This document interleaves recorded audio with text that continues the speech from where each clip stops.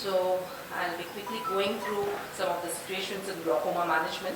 I have not put this talk for glaucomatologists, so this is more for general and comprehensive ophthalmologists. This is almost the last talk of the last session or something, so I think it's only a few people left in the house. I'll go through some cases. I thought this would be interactive because that's how I want some of my talks to be. So the first case is a 30-year female who is 8 months pregnant. 26 and 28, these are the IOPs. CDR is 0.7. PACG already undergone PI. And CCT is normal. These are the CCT corrected IOPs. So what should be the treatment? I'll be answering these cases for paucity of time. So what we are getting here is an 8-month pregnant female. This is something which we need to keep in mind. Mostly the audience answers this, or the house answers this as alpha agonist, because brimonidine, that is the choice of drug in pregnancy. But we need to keep in mind that late in the 3rd trimester, that is 8-month, 9-month, brimonidine should better be discontinued because it can induce CNS depression in newborns. Topical CAIs, that might be the optimal choice. Besides this, glaucoma surgery can be performed with caution in 2nd and 3rd trimester if there's a strong indication. ALT is almost out. SLT, that is an alternative treatment. Next case, let's go to a non-pregnant female now. 55-year, UCVA is 612, 66. What we are getting again, I've kept the parameters same so that it's not confusing. 26, 28 pressures. CGR is 0.7. Normal perimetry, normal CCT. So what should be the treatment? Here we see a big disc and a large cup. So large disc, large cup. What this indicates is OHT. So we need to see this OCT also. Everything is looking green in here. So even though it's a big cup, large cup, and the pressures are raised here. So this is ocular hypertension. Not all cases of ocular hypertension, as we all know well, they do not require treatment.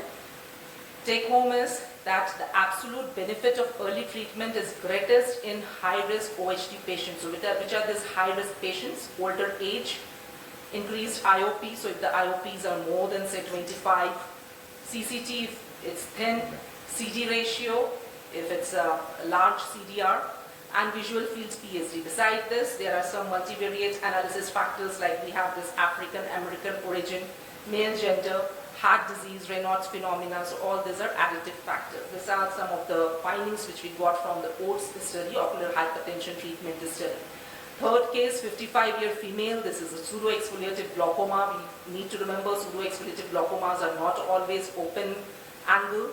Some of them are narrow angle. So this is a post-PI patient. Early cataract, NS2.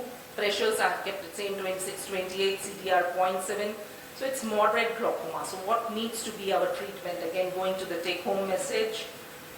PGAs are preferred for high efficacy in pseudo-exfoliative glaucoma, whether open angle or narrow angle, because they are helpful in blunting PXF glaucoma associated pressure spikes. This diagonal variation, this is more common in pseudo-exfoliation.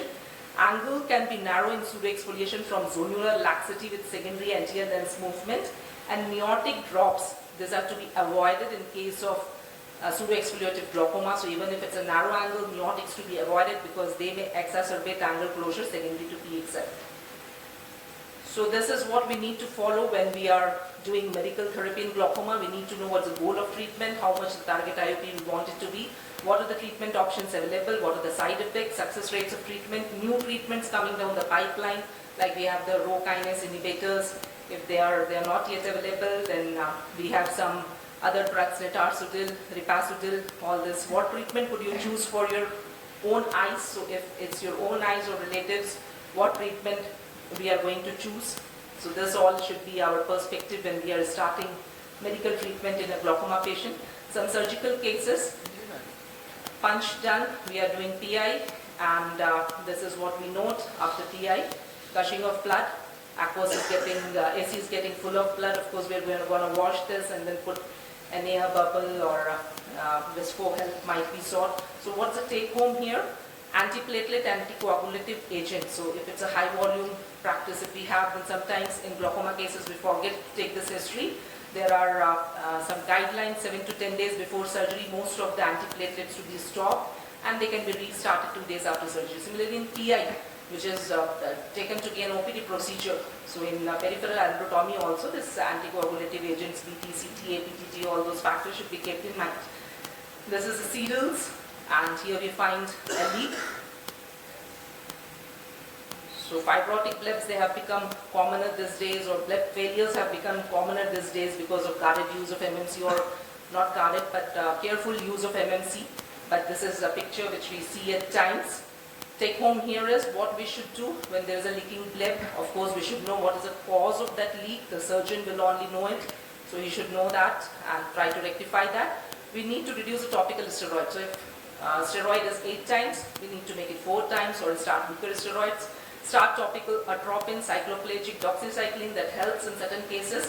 Compression patch, of course, pad and bandage karo, atropine dalo, that everyone knows.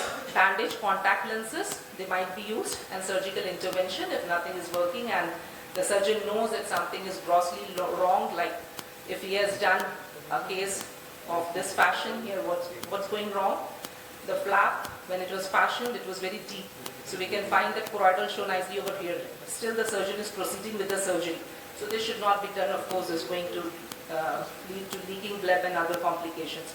So other site surgery or a second setting trap that is recommended in such cases instead of proceeding with the case.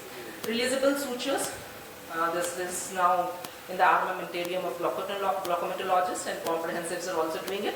So this is the beauty of releasable. Single apical releasable has been put, koi massage nahi kiya gaya, no distal massage has been done. With single blink of the eye only, we can find a nice bleb is rising and is occupying almost half of the eye. So that's how releasable sutures, I think, that should be used in almost all cases of glaucoma. So releasable suture technique is an effective method of titrating post-operative filtration. Diwali is coming, so I have put some rangolis, glauco rangolis. Thank you. Thank you very much. Thank you, Doctor. This is which medical college in Calcutta? As this is not in Calcutta, though I am a Bengali, I am Chakrabarty, but I am CCM Government Medical College. This is at Durg, Chhattisgarh, sir. I am from Arvind. Yeah. So some of the videos I have taken from Arvind Eye Hospital. I was at Madurai and Coimbatore. Very nice.